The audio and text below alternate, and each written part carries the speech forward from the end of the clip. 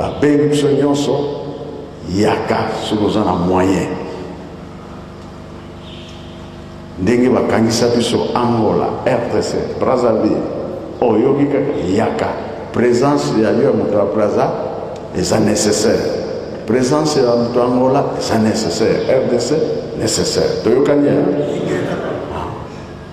jamais tokabola kuna mpe tovandaka kolobaka teke ngaza congolais ya Brazza nga congolais kokabola te na lingomba frontière ezali te, frontière ezali mabota nyonso tozali kaka motu moko soki okaboli na miso ya Nzambe eza malamu te.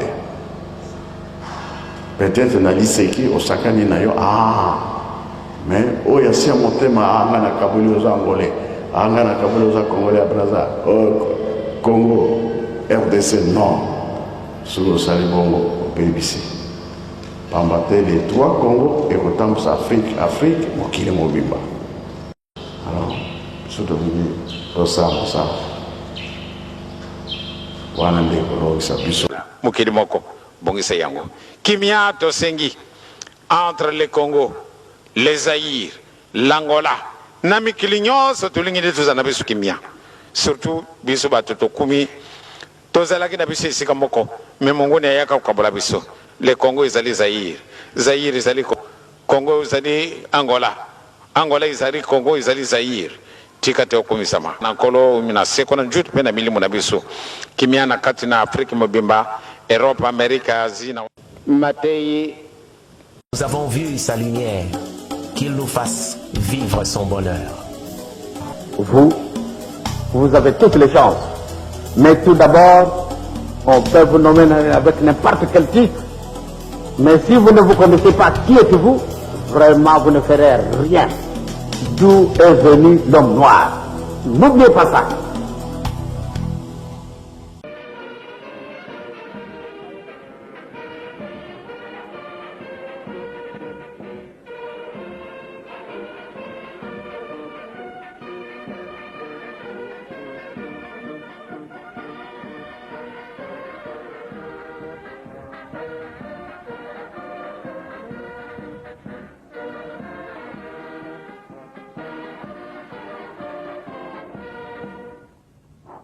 national pour nzembo na pena mabina mais ezalaka pesa ngai mili Zaire te ye moko akoexplike ayawa ye moko malamu nano aloba na monoko na ye comme ça biso nyonso tolanda pamba te soko ngai nalobi ati mungwa. Mama Tema Jobi, vous vous trouvez ici en plein milieu kimbangiste. D'où venez-vous? Comment se contact entre un artiste musicien international avec l'église kimbangiste côté spirituel? On ne comprend pas. Bon, la masse ici, mais comment? Une danseuse là qui chante là-bas venir à l'église kimbangiste, mais c'est quoi? Alors, je crois que vous commencerez à leur dire qui vous êtes, comment vous êtes venu ici. Qu'est-ce qui a fait que vous vous trouviez ici et quel est votre programme? Merci. Je commencerai par saluer son éminence ainsi que sa famille et tous les responsables de l'Église et tous les fidèles ici présents. Je n'ai pas l'habitude de prendre la parole de cette façon. Il m'est, je ne peux pas dire facile, mais même si j'ai le trac, à partir du moment où il fallait m'adresser à un public laïque ou chanter devant un public comme ça, il m'est arrivé de chanter devant 45 000 personnes, j'avais le trac, j'avais peur, mais je rentrais comme un coq au combat. J'avais donc une victoire à gagner, quelque chose à prouver. Mais ici, quand on m'a demandé de prendre la parole, j'ai failli rentrer dans la terre, car je n'ai rien à prouver. Je n'ai plus qu'à être comme un petit toutou qui exécute ce que l'on me demande de faire, ce que Dieu me demande. De me soutenir et demander à l'Esprit Saint de bien m'inspirer et que je sois un bon toutou pour pouvoir dire ce qu'il veut bien que je dise. Eh bien, je suis une petite fille de la Martinique qui est né et qui a grandi dans une toute petite commune de la campagne, de 1500 habitants à peu près. J'ai des parents qui sont dans la musique, du côté maternel comme du côté paternel.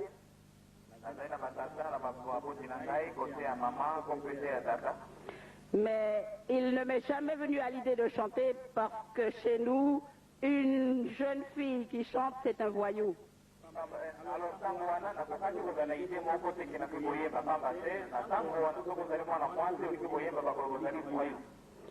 Alors je suis devenue une enseignante. Mais je crois qu'au fond de chacun de nous, il y a un petit voyou.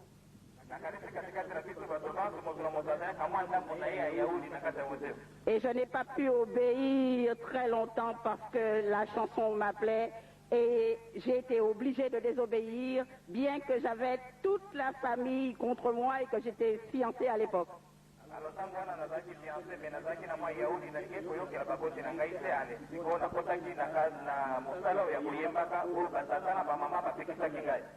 Mais j'ai un côté assez déterminé. J'ai dit, fiancé ou pas, parents mécontents ou pas, j'ai choisi de chanter car j'ai un message à apporter à ma communauté.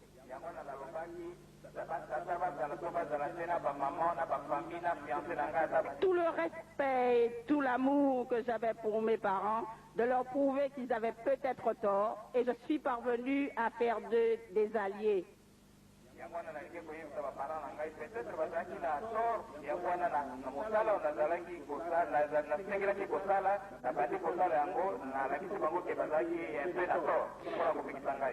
Donc je vais essayer d'être bref parce que je ne vais pas tout vous raconter, mais je vais vous donner les traits principaux.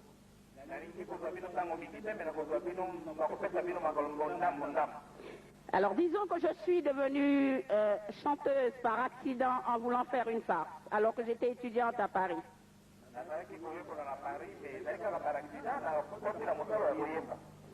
Donc je déduis que c'est Dieu qui a voulu que je devienne chanteuse. Mais je faisais ça pour m'amuser. Jusqu'au jour où je me suis trouvée dans une assemblée de gens qui s'appelle réarmement moral.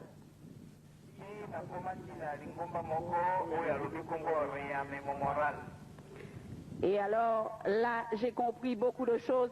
À l'époque déjà, je jouais un rôle dans lequel j'étais conseiller aux affaires du tiers-monde et j'étais la seule noire à jouer dans cette pièce.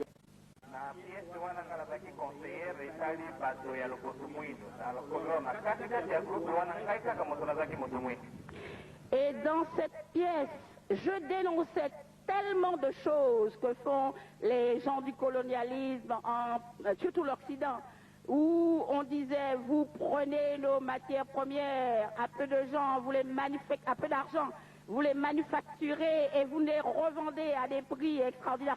Je dénonçais tout ce qui se passait contre notre communauté. Mais je mettais tellement mon cœur que beaucoup de plans pleuraient quand j'intervenais dans cette pièce.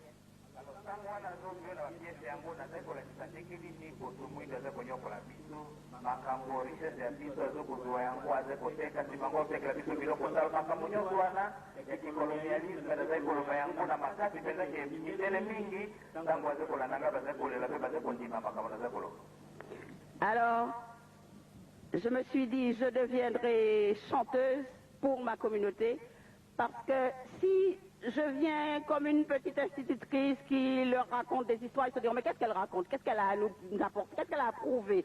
Qu'elle se croit plus intelligente que nous?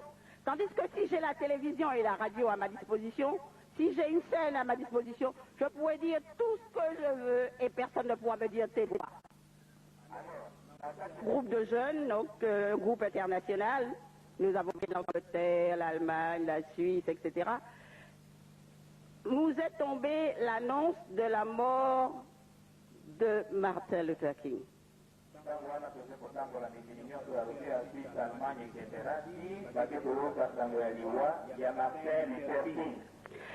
Ce jour-là, bien que jeune, j'ai reçu un choc extraordinaire.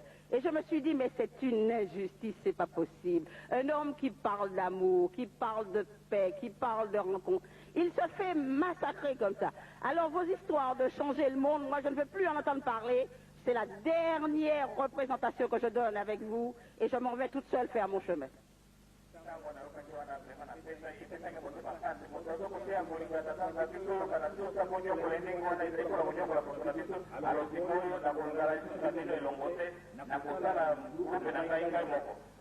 Et peu de temps après, j'ai enregistré une chanson que j'ai composée avec un copain qui s'intitule « À un apôtre noir », « Requiem à un apôtre noir », et je chantais « Le Christ est mort pour mes frères de Harlem, Martin est mort en nous criant je t'aime », etc.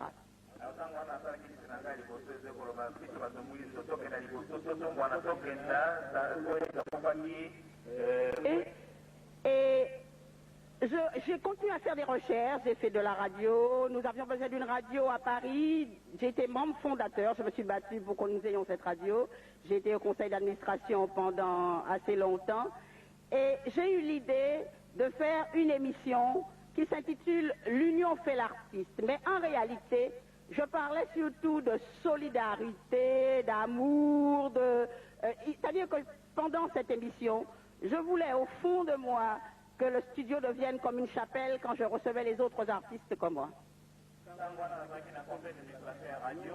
Alors, les gens ont apporté tant de témoignages de satisfaction. J'ai reçu des lettres de prisonniers, des lettres de gens qui étaient désespérés. Je me suis dit, il faut aller plus loin. Alors, j'ai abandonné mon métier pendant 2 ans. Je me suis mise à faire de la recherche et j'ai découvert des trésors. J'ai découvert qu'on nous avait trompés depuis des millénaires, qu'on nous avait raconté des histoires. Et moi, nous avons dit, il faut absolument dénoncer tout ça et créer une émission. Et dans ma cuisine, alors que je cherchais le titre, il m'est venu un titre d'une de mes chansons, une chanson que j'ai composée que j'intitule « Zombie lévé ». Zombie, c'est pas le diable comme on dit chez nous, mais c'est dans le sens zombie à Haïti, où quelqu'un est tué soi-disant alors que ce n'est pas vrai. On l'enterre et le sorcier vient le déterrer après une certaine heure et l'utilise comme esclave. Donc c'est quelqu'un qui ne sait pas qui il est. Il est ce qu'on lui dit qu'il est dans sa tête, mais en réalité, il ne sait pas qui il est. Et je me suis dit que dans notre communauté, nous sommes des zombies. Signifie zombie, éveille-toi.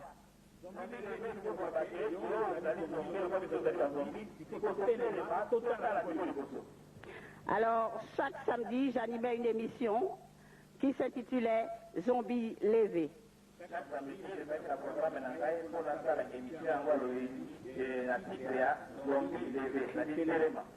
Et c'est ainsi que l'ami et moi, nous communiquions aux gens de notre communauté ce que nous avions appris à travers les recherches.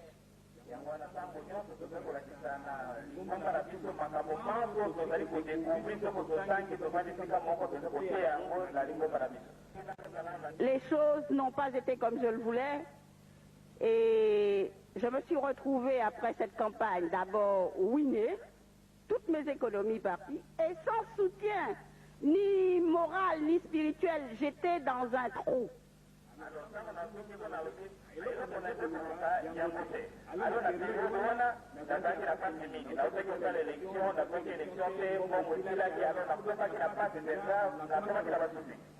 Alors que je me retrouve fauchée sans un sou, couchée dans mon salon un jour, une dame vient, je dormais, une dame en blouse blanche avec un foulard blanc et me dit Kimbangu.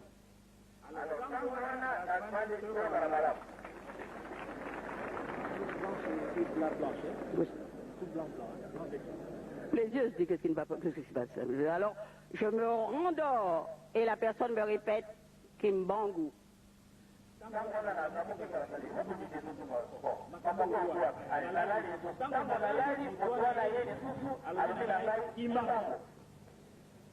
Je me réveille encore et je me rendors une troisième fois. La personne me dit qu'il me manque. Alors définitivement, je me réveille.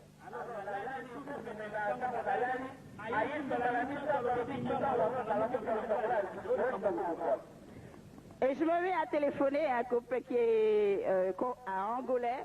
Et je lui dis, voilà, je viens de faire tel rêve. Il me dit, mais c'est très, très, très, très important. Et il me dit, je vais venir ce soir. Il vient à la maison et prie avec moi. Mais comme ce dernier est tokoïste, il me parle plutôt de Simon Toko, en me disant que Simon Kinbangou est venu pour annoncer l'arrivée de Simon Toko. Mais il ne me donne pas l'information que je veux.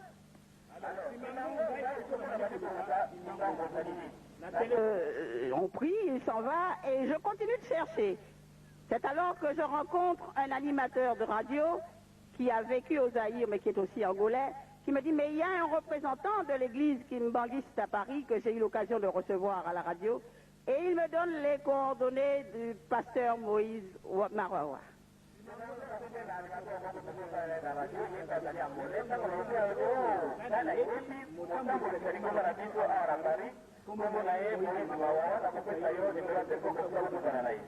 Alors je téléphone immédiatement au pasteur Moïse Mawawa qui immédiatement se rend à mon domicile pour que je lui explique ce rêve.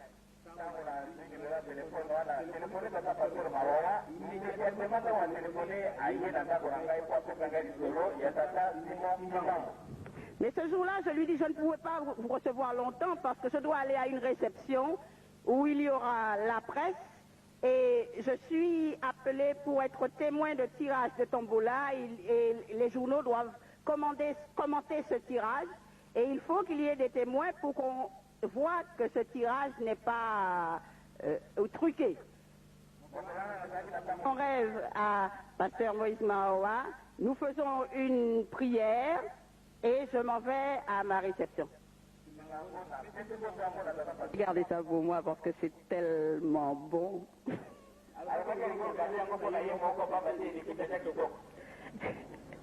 Alors je suis allée à une retraite à Loutendele.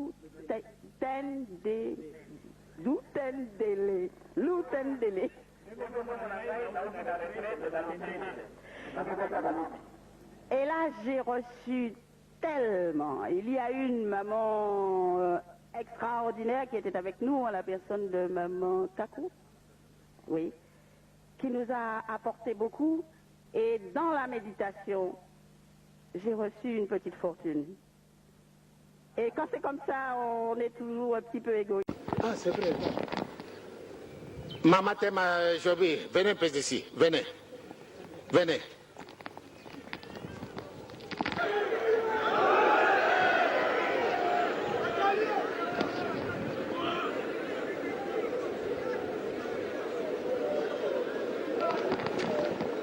Ate kufuka mate wakoma na pase kufuka mate ya hotel ba jenu na yo esi kufina ngo bo ne oyo mama na biso oyo bosito to sito yibie azali susu mopaye na biso te ya solo tokendeke na putu tokota kana ndako na ye asala kabisa invitation tokena kulia na ndako na ye nakendaki na ndako na bato mosusu nakendaki te kasi na ndako na ye tokendaki metango akayi kokamata bandeko na ye ya mbuka na ye ntango batuti nzembo lokola besilukengo na akamwaki vraiment akamati munoko na biso kikongo mpenza na akamwi solo ayaki mpona tina na fete lelo na pokwa akujunga c'est-à-dire azali ndoki te na bengi sorcière te na lubien eh bien ya solo ndenge bayebaki donc bakabwana ndenge azali mutu moko ayekoli mutu moko azali kokomaka mutu moko tundi na bakamarani ya ndenge na ndenge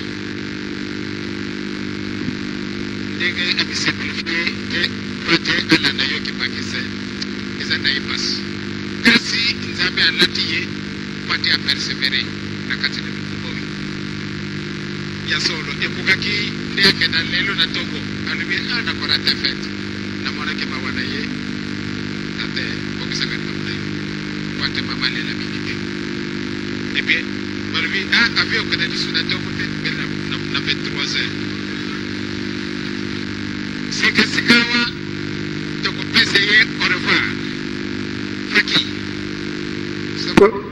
ngata ko diriger te bin mboko ko diriger mais pesa man mama nangai eloko kitoko pata sepela azare ko kende to pesa ye au revoir et yibi mala même ko na Paris na zale ko diriger fanfare yibi azara ki présente donc azane ye mo paye na pa ya papate donc loko la zale ko kende vraiment biso banso to pesa ye mbote oya kafu oya ko mema na baninga na biso na France na Suisse pa bate azana contact de nguma mobimba et partout azali na contact mboko munene bon moni simplicité azali na mama oyo ye vraiment ko kamwa yangwana lokola abandi ko kende tekate to pesa yembote oyo akomema kuna na France kuna ndenge na sina lobi ndenge to salaka na ntina na bolingo na tata nzambe na koliezo na musantu ale to pesa yembote na kuma na tata mwana pia ili musantu okumbi ya tata ya mwana oya ili musanto. Eh bien, je n'ai rien à dire. Je vous dis purement, simplement merci. Et félicitations pour votre courage. Vous avez la foi. Vous avez demandé à ce que vous puissiez partir au lieu que ce soit le matin et que le bon Dieu puisse y retarder. Votre demande, automatiquement, ça a été exaucée. Ce qui veut dire vraiment vous avez la foi. Oui. Vous ne vous rappelez pas du prix de moi. Le visage a changé. J'ai pris un coup de vieux, je suis m'arrêté. Non, mais je sais. Ah, d'accord. Mais j'ai bien dit une beauté. Oui. Ah, quand même.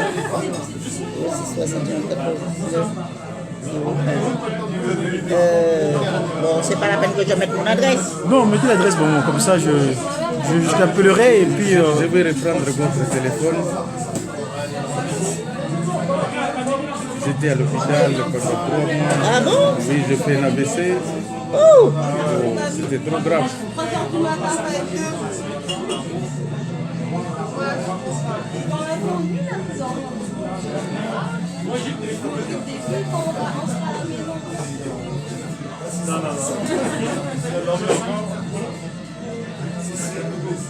Voilà, maman Jolie, merci beaucoup.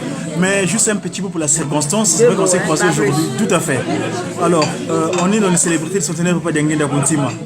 Celui-là même qui t'a reçu agréablement comme sa fille en Kamba, Kinshasa. Un petit mot pour les circonstances. Là, le 27 dernier, c'est la fête de Mamouilo. Que direz-vous aux enfants qui me travaillent le monde entier? ah ben, je leur dirais qu'elle continue, que la vie continue, qu'il ne faut pas oublier que nous avons tous une mission, c'est celle d'avancer de gloire en gloire, de victoire en victoire, et surtout j'espère qu'ils ont compris certaines choses et qu'ils arrêtent de penser que le noir n'a rien fait, que le noir est maudit, que le noir est... Parce que c'était ce qui me chagrinait le plus. D'accord. Voilà, parce que le noir est puissant et il a fait beaucoup de choses. Et la plupart des choses que le blanc utilise, ça a été volé au noir. Et en 1986, quand maman Marie Mouilou t'apparaît, ça s'est passé chez toi, dans quelle adresse? Eh bien, ça s'est passé chez moi à Paris. J'aurais l'occasion de raconter ça parce que je l'ai déjà raconté. Oui, mais en fait, elle m'a réveillé alors que je dormais. D'accord. À 6h du matin. D'accord. Ok, voilà, chers amis. Si maman, maman.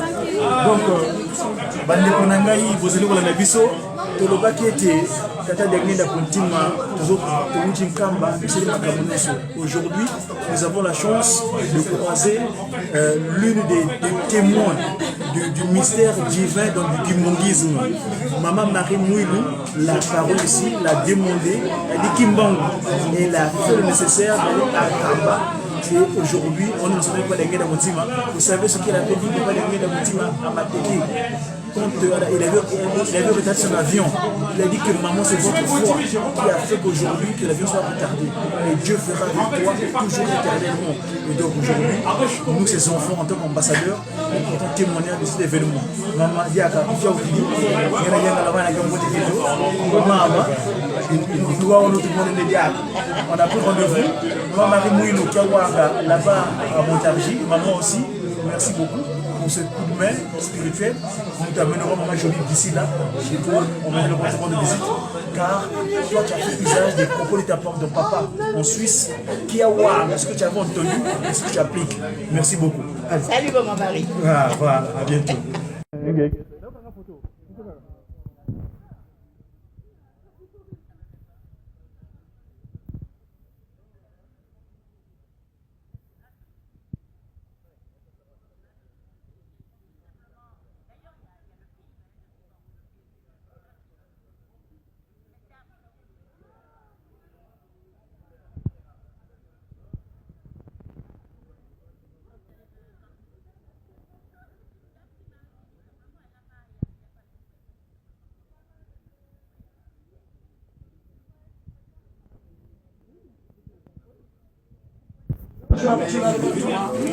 Dans ce que tu peux dire, c'est long.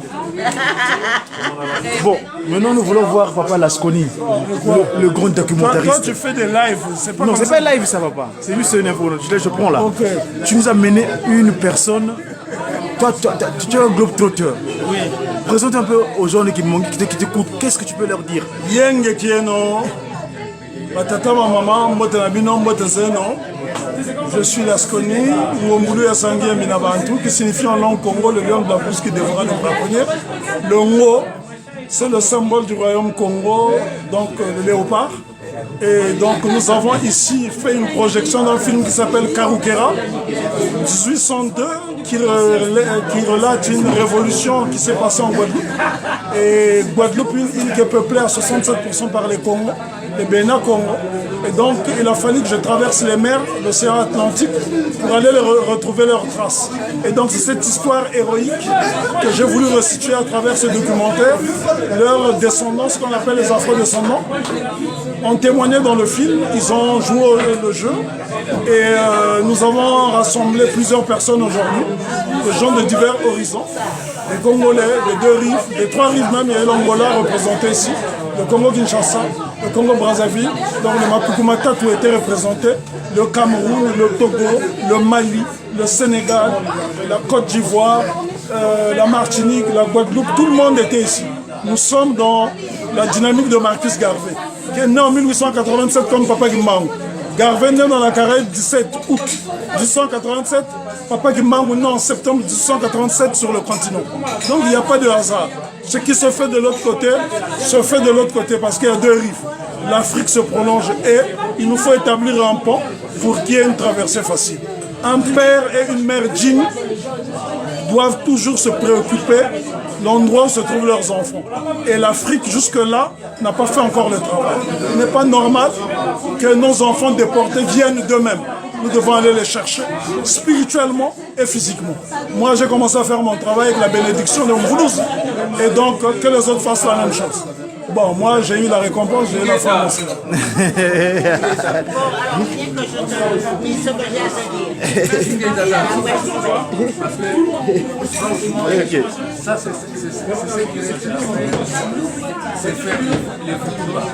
Pour moi, je peux revenir là où nous sommes trompés.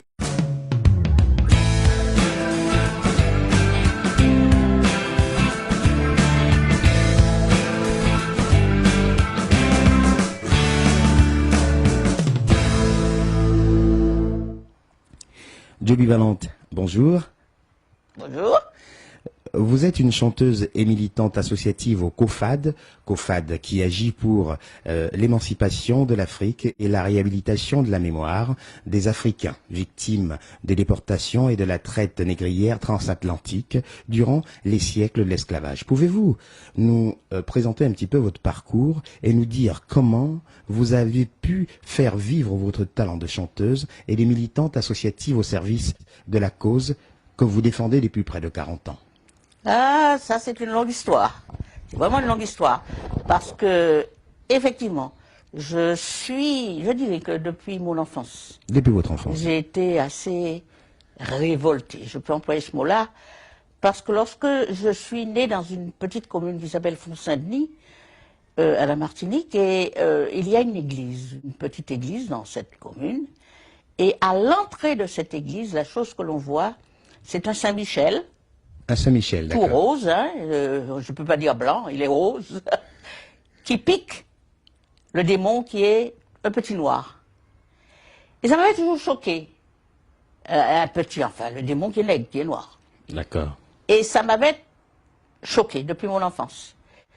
Et je me suis demandé, mais quelle est cette affaire? Je ne me vois pas, moi, démon ni diable, et pourquoi cette image? Et on dit bien, et c'est ça, et c'est là l'idéologie de ceux qui savent ce qu'ils font. C'est que l'image, ça frappe l'imagination, ça frappe le subconscient, et on grandit avec cette image. Et moi, au lieu d'accepter cette chose comme argent comptant, je me suis révoltée.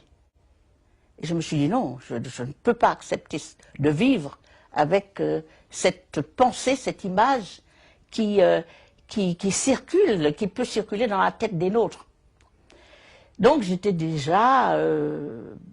déjà cette pensée-là de me défendre, et de me défendre contre l'injustice, de me mobiliser pour tout ce qui est justice, contre l'injustice surtout. Je crois que nous, d'une manière générale, quand on nous parle de justice et d'injustice, il y a toujours une résonance chez le nègre.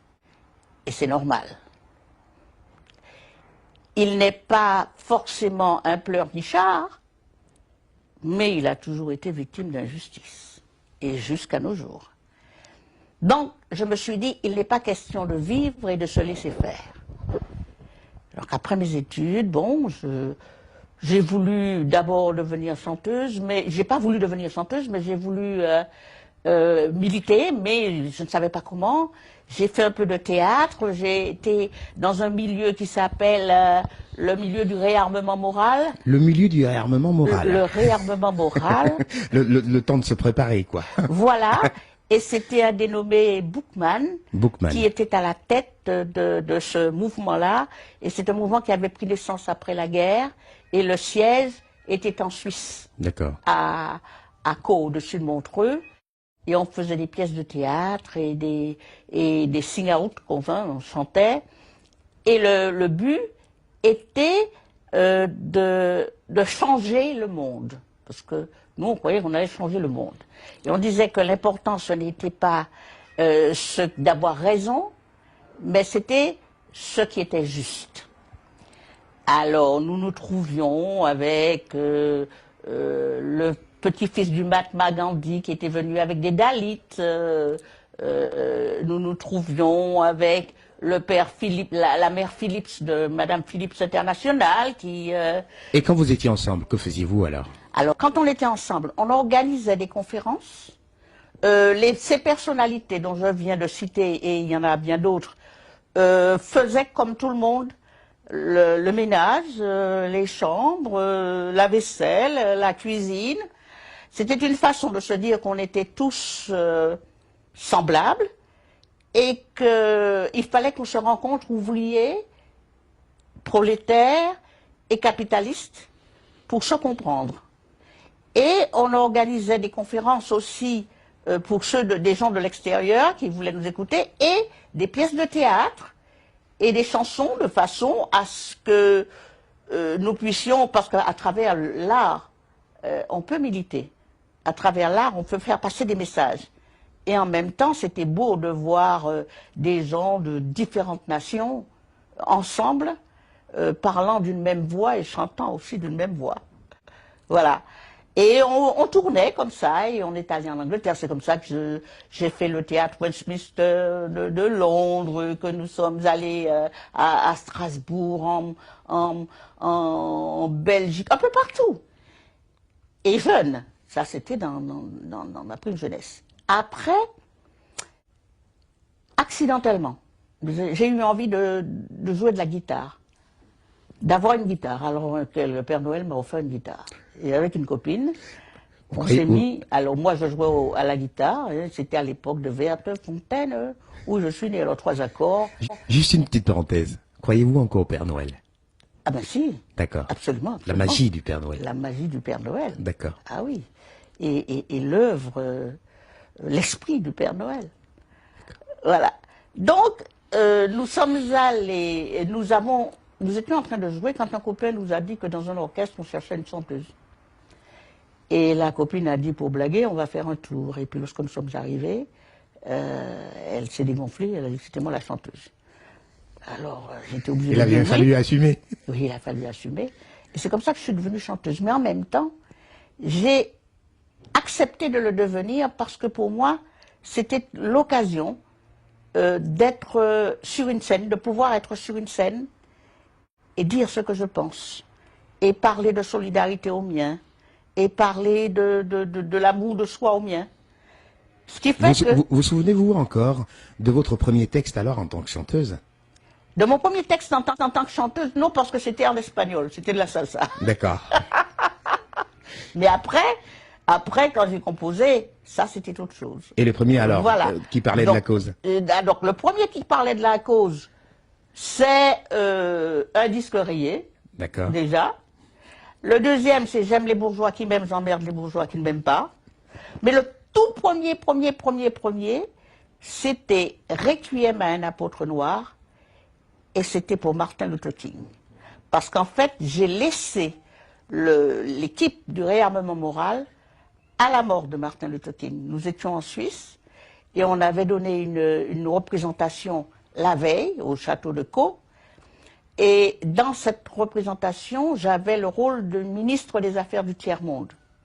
Voilà, où je parlais des matières premières, déjà à l'époque, des matières premières qui étaient prises à bon marché et que nous étions revenus ou revendaient très cher, etc. Et c'était un gouvernement, donc j'étais ministre des Affaires du Tiers-Monde.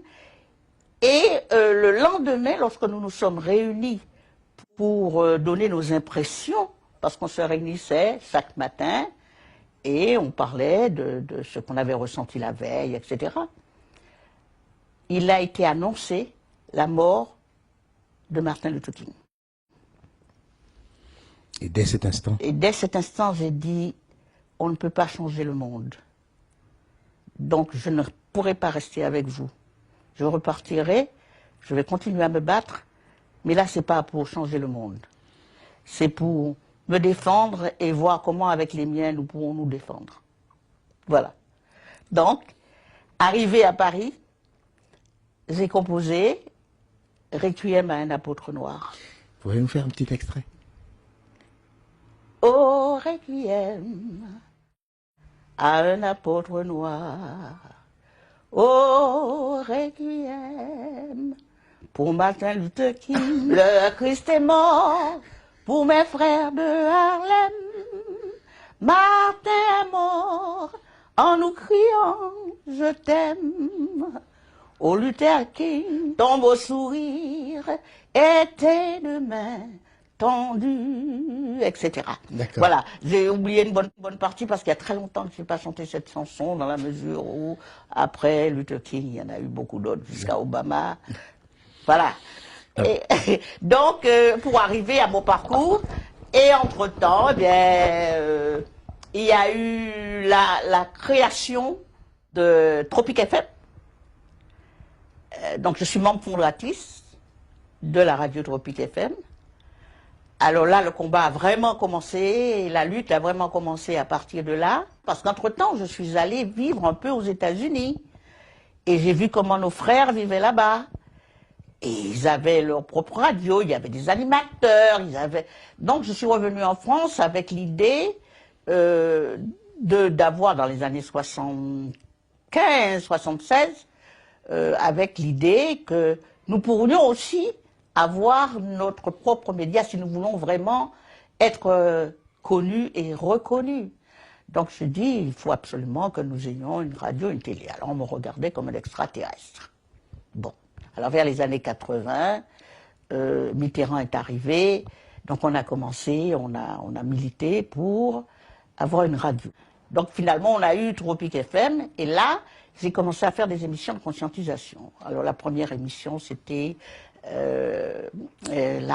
l'Union fait l'artiste, où je m'arrangeais pour faire connaître des artistes de talent qui n'étaient pas connus de notre communauté. Donc j'en ai reçu quelques-uns. Après, il fallait une autre dimension. Alors avec un ami qui s'appelle, un collègue qui s'appelle Guinuma. Guinuma. Nous avons donc créé une émission qui s'appelle Zombie Lévé. Zombies debout, réveillez-vous. Je fais partie de ces zombies-là. Hein. Oui. J'ai bien compris. Voilà. Et là, dans cette émission-là, nous parlions des civilisations noires. Il y a même au début des gens qui téléphonaient pour dire non, il n'y a jamais eu de civilisation noire, il n'y a jamais eu... Et les gens se sont excusés après. Il y en a d'autres même qui se sont réunis en conseil d'administration pour dire de supprimer cette émission parce que je racontais des histoires qui ne tenaient pas debout. Surtout après, j'ai commencé à parler des inventions noires qui ont servi à l'humanité. Et on n'avait jamais entendu parler de ça. Donc dans les années 80, je suis celle qui a parlé des inventions noires qui ont servi à l'humanité. Donc le feu tricolore de circulation, le procédé de plasma sanguin, la banque, les banques de sang, la réfrigération, le filament électrique, les communications longue distance, etc. Tout ça, ce sont des créations noires. Noires, oui, il y en a beaucoup. Qui ont servi à l'humanité. Voilà. Et après ça, les gens ont commencé à me dire, oui, mais c'est bien de réveiller comme ça les consciences, mais il faut faire quelque chose. Donc en septembre 85, nous avons organisé une manifestation pour la libération de Nelson Mandela. Et c'était la première fois qu'on voyait une organisation de ce genre, de cette ampleur, avec des nègres, et nous étions à peu près 5000.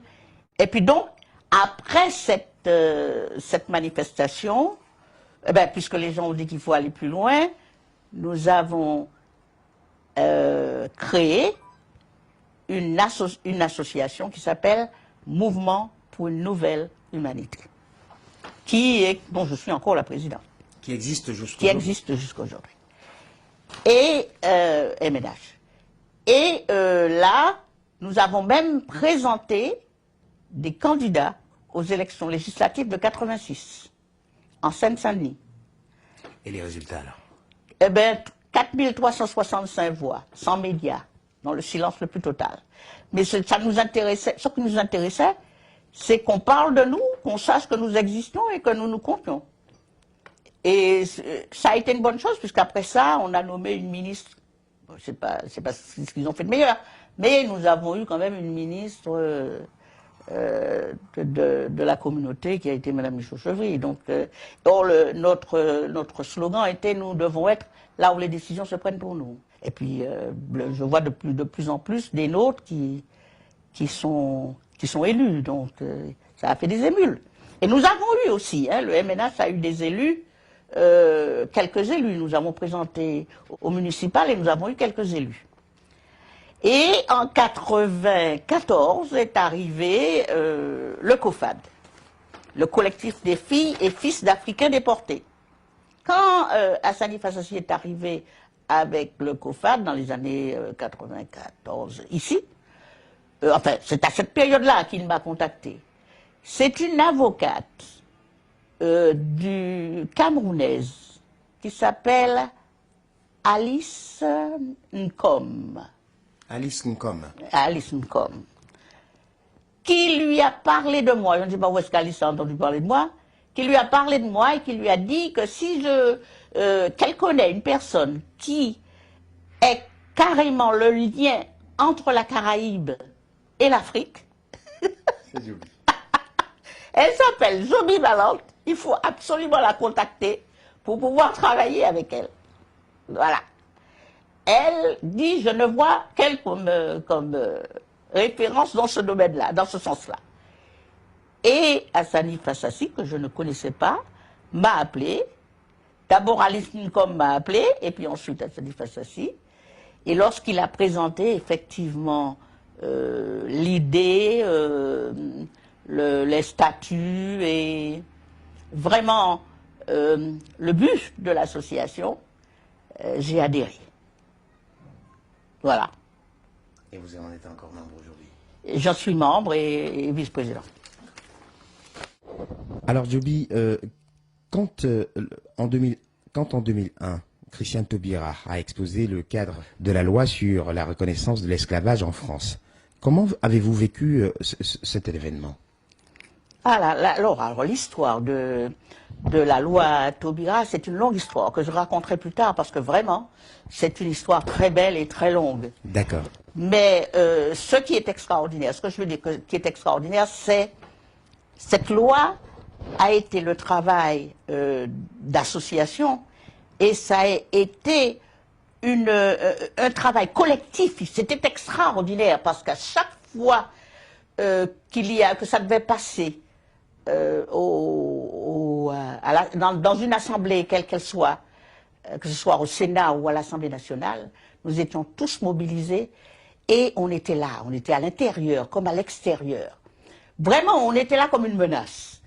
Et non seulement ça, mais les mails et les fax fusaient de toutes parts pour réclamer que cette loi soit adoptée.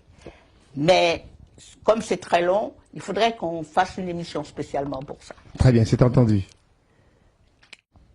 Alors Djoby, vous êtes reconnue comme une militante visible sur le terrain.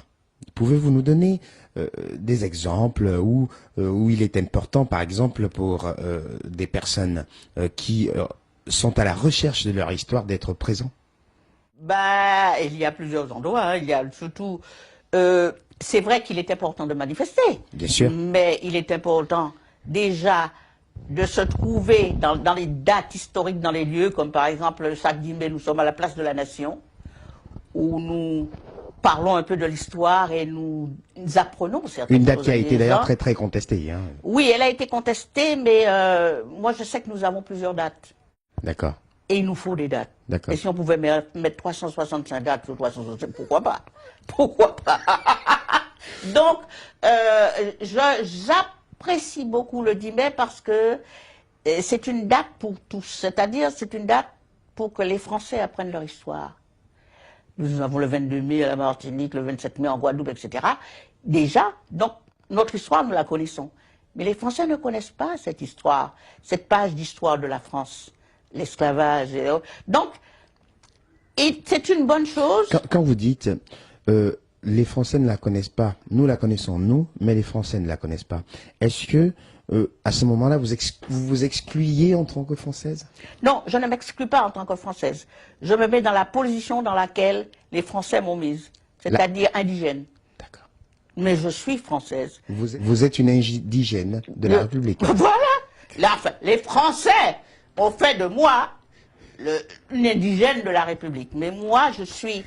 Et ces Français-là, d'ailleurs, qui ont fait de moi une indigène de la République, sont moins Français que moi parce que très souvent, ce sont des gens qui n'étaient pas Français et qui le sont devenus. Ou par leur père, que leur père est devenu et puis ensuite ils sont nés. Il y en a qui sont même pas nés ici.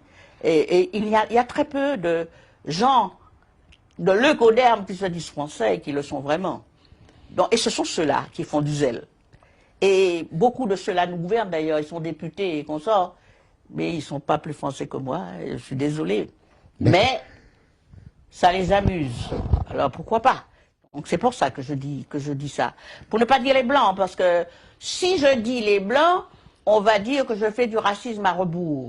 Ce qui permet de comprendre, pour ceux qui savent comprendre, qu'il existe deux formes de racisme. L'un à l'endroit, qui est toléré, et puis l'autre qui se dit à l'envers, et qui n'est pas toléré. Alors c'est bizarre, quoi. C'est bizarre. Mais en fait, il y en a qui admettent qu'ils sont racistes, mais qui sont dans leur bon doigt. Et les autres n'ont pas le droit de l'être. D'accord avec cette situation hein, des indigènes de la République, on a bien compris pourquoi. Mais tout ça ne nous dit toujours pas quels sont les endroits auxquels il faut absolument être en tant que militant. Eh bien, les endroits où il faut absolument être, déjà, ce sont les bibliothèques où il y a nos archives. D'accord. C'est très important et c'est pas évident. En gros, il faut qu'on apprenne à lire. Absolument. Et c'est pas important d'y être parce qu'on n'a pas accès. Alors là, c'est très très très important. Donc il faut qu'on apprenne à lire, c'est vrai, et à bien lire. Et à lire avec l'esprit critique. Et à lire sans être tout simplement des gens qui avalent, mais à lire partout. D'accord. Voilà. Et puis, pour moi, c'est important d'être sur scène. Pour faire passer le message. D'accord. C'est sur scène que sort la résultante d'une masse de lecture effectuée. Voilà, sur scène, au théâtre, au cinéma. C'est-à-dire qu'il faudrait que les nôtres puissent être de plus en plus des cinéastes, des gens de médias. C'est très, très important. Parce que une fois qu'on a la connaissance, il ne faut pas être dans les médias avec l'ignorance. Une fois qu'on a la connaissance, on a besoin de médias pour pouvoir dédicacer nos connaissances, partager. Alors Djoubi, si vous deviez résumer en un mot ce qui vous anime, que diriez-vous? Eh bien, ce qui m'anime, c'est qu'on arrive à un point où ce qui s'est passé pour nos ancêtres, que ça n'arrive plus jamais. Et pour cela, il faut que l'on soit de plus en plus ancré dans nos racines et fier d'être ce que nous sommes. On n'a pas besoin de dire qu'on est fier, être, mais s'arranger de telle sorte que ce qui s'est passé ne se renouvelle pas. Parce que l'histoire a tendance à se répéter. Donc nous devons garder constamment en mémoire ce qui est arrivé à nos ancêtres, afin qu'ils soient fiers de nous et qu'ils disent enfin, nos enfants ont compris. Moi, vous expliquez ce que c'est que l'afrocentricité et l'afrocentrisme et l'africanité. Je crois que pour être complet, il faut être les deux. Il faut les deux. L'africanité, je suis, par exemple, né dans la Caraïbe, avec, pour ancêtre, des Africains, l'Africain, mais il y a aussi la Caraïbe. Donc, ma grand-mère, que j'aime beaucoup, c'est l'Afrique. Ma mère, c'est la Caraïbe. Donc, je revendique mon africanité. Mais je revendique aussi tout ce qui appartient à l'Afrique. Civilisation, etc. Si c'est ça l'afrocentrisme, mais je préfère afrocentricité, c'est une chose très importante. Moi, j'ai les deux, je veux les deux. Depuis que vous militez, quelle évolution reconnaissez-vous? Ah ben, je crois que les choses ont évolué, ça c'est clair. Premièrement, on ne nous insulte plus comme on nous insultait à la télé, parce qu'avant, quand on parlait de nous, d'abord c'était toujours les autres qui parlaient de nous, nous n'étions jamais présents, et c'était vraiment n'importe quoi, nous étions traités comme des enfants, des inutiles, des inintelligents, etc. Parfois il y avait des insultes sur la TV, chaîne nationale, les gens venaient nous insulter, et ils savent qu'il y a des procès. Donc, ça ne se fait plus. Les archives parlant de nos ancêtres qui étaient vendus aux enchères, ça aussi, s'ils le font, ils le font en catimini. Donc, il y a un respect. On va enseigner, on enseigne déjà notre histoire, évidemment. Il y a un combat parce qu'il y a ceux qui veulent absolument enseigner d'une certaine manière, c'est-à-dire le nègre a vendu le nègre, le bon blanc est venu le sauver, et puis la colonisation est positive. Mais c'est à nous de nous battre pour que nous puissions, pour que l'enseignement puisse être dispensé autrement et en toute vérité. Mais au moins on en parle. Et puis, vous savez qu'après la guerre, les Africains et les Maghrébins qui s'étaient battus pour sauver la France, on les avait mis de côté parce que c'était la honte, ils devaient défiler aux Champs-Élysées. Donc, on n'en parlait pas maintenant, on en parle. Et maintenant, on dit qu'ils ont sauvé la France. Donc, il y a une évolution. Et je crois qu'on va vers la véritable indépendance du continent africain. Donc, les choses évoluent. Vous savez, l'esprit du mal et de la perversion est toujours là pour venir nous empêcher d'avancer et essayer de revenir en arrière. Mais c'est à nous d'être vigilants. Nous avons le devoir de veiller à ce que les choses avancent et de veiller à faire taire l'esprit du mal et de la perversion. Alors, Joby, est-ce que vous pouvez nous donner un petit peu de vos nouvelles? Eh ben oui, je sors un album très bientôt. Intitulé? Qui est intitulé Achille, bien que il y en a qui préfèrent respecter femme, où je dis qu'il faut respecter la femme parce que c'est le don de Dieu pour donner la vie, qu'il faut la respecter parce que si on manque de respect à une femme, on a manqué de respect à toute l'humanité. Mais enfin, je préfère Achille, qui va sortir d'ailleurs dans un single de 3 titres dans quelques jours. Et puis après, l'album sortira dans quelques mois. Pouvez-vous nous faire une petite acapella alors d'Achille, on va dire ça comme... Achille, tout le monde connaît Achille, hein, Achille de l'Antiquité. Ah, d'accord. Qui a le talon fragile, que pourtant il était apparemment invulnérable, mais sa mère l'avait tenu par les pieds pour pouvoir le tremper dans le bain d'invincibilité. Mais là où la mère avait la main, c'était fragile. Et c'est comme ça qu'on l'a eu à travers son talon. Alors, j'appelle cette chanson Achille.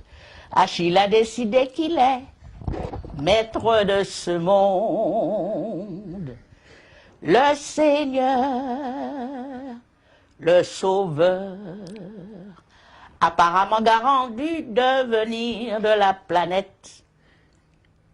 En père fouettard, il se dresse.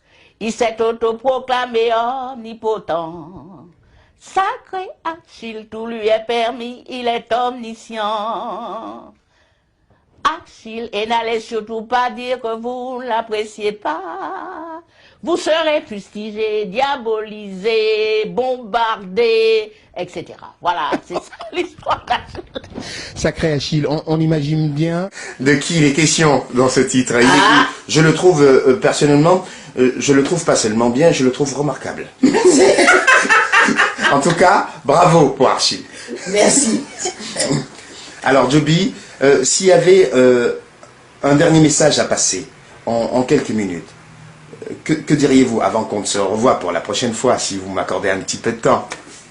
Ce que je dirais, merci déjà de m'avoir reçu. Merci de m'avoir permis de dire ce que je pense. Et je dirais à ceux qui nous écoutent de force, courage, solidarité, amour, Tchembered, Pamoli, Satimoli, Ped. Avançons.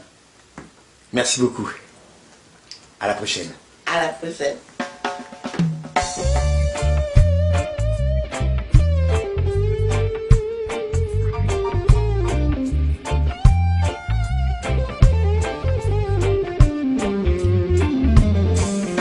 Achille a décidé qu'il est maître de ce monde, le gardien, le Seigneur, apparemment garant du devenir de la planète. En père fouettard, il se dresse, il s'est autoproclamé omnipotent. Sacré Achille, tout lui est permis, il est omniscient. peut semer la terreur en toute impunité. Sacré Achille. Et n'allez surtout pas dire que vous ne l'appréciez pas. Vous serez fustigé et massacré. Vous serez bombardé, oui décimé. Vous serez maltraité, diabolisé.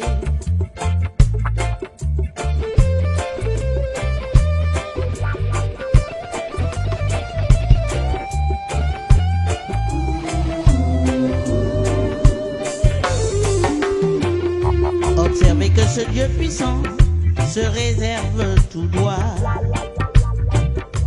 le loisir de corrompre toute l'humanité, et son venin est comme du miel pour ce monde à l'envers. Sa culture, un poison mental bien distillé, et son influence agit même sur la nature. Sacré Achille. Dont les éléments sont toujours plus violents. Achille. Alors qu'Achille oublie qu'il est fruit de la création. Sacré Achille. Il existe une faille quelque part pour le terrasser. La nature a ses lois, et ça c'est terrible. N'en déplaise aux complices.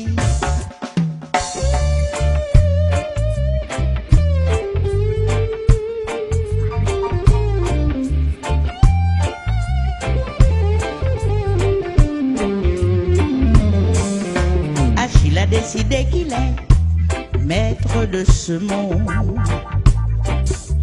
le gardien, le seigneur, apparemment garanti de venir de la planète. En père Fouettard, il se dresse, il s'est autoproclamé omnipotent. Sacré Achille. Tout lui est permis, il est omniscient. Achille. Peut semer la terreur en toute impunité. Sacré Achille. Et n'allez surtout pas dire que vous ne l'appréciez pas. Vous serez fustigé